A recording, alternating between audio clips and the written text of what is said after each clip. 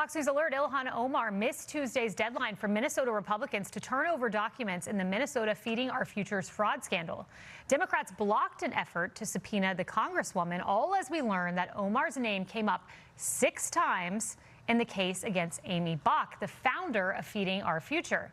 Now, Bach spearheaded the scheme, which stole federal funds intended for children and was convicted of wire fraud, conspiracy, and bribery. Ilhan Omar's name first came up in an email chain with Bach back in February 2021. The subject line read, "Help with USDA food program," in a message to Omar's office. Now, about 2 weeks later, Bach emailed Omar's office with the subject line, "FNS approves Minnesota school PEBT plan." Then 1 day later, Bach exchanged messages with this Feeding Our Future employee who fled the country after he was indicted in 2022.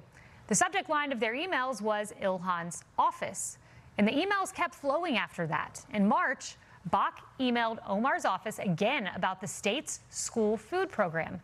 There were also text messages between Bach and Omar's office, which was uncovered during a raid of Bach's Minnesota house.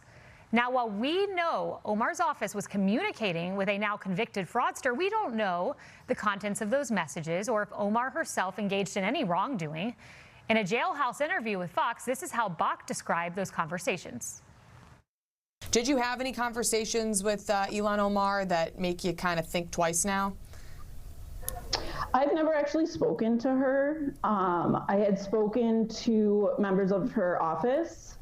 It was always really general, mostly pertaining to how the Department of Education was handling applications. Mm-hmm. And the approval or denial of those. There was nothing of any substance pertaining to claims or meal counts or fraud or anything like that. But Omar's ties to Feeding Our Future don't start and end with Amy Bach. She also had close ties with one of the restaurants convicted of stealing $16 million, Safari Restaurant. Back in 2018, she celebrated her primary win at the very spot. And records show she spent nearly $10,000 in campaign funds there between 2018 and 2020. It's over $3,000 a year. The food must be so great to spend that much at a restaurant. And check this out. We unearthed this 2020 video of Ilhan Omar on Somali TV working inside Safari Restaurant. And while she speaks exclusively in Somalian, we were able to make out these words: Pandemic, Meals Act, and Safari Restaurant. The chair of the Minnesota Fraud Committee also revealing Ilhan Omar received donations from several Feeding Our Future defendants.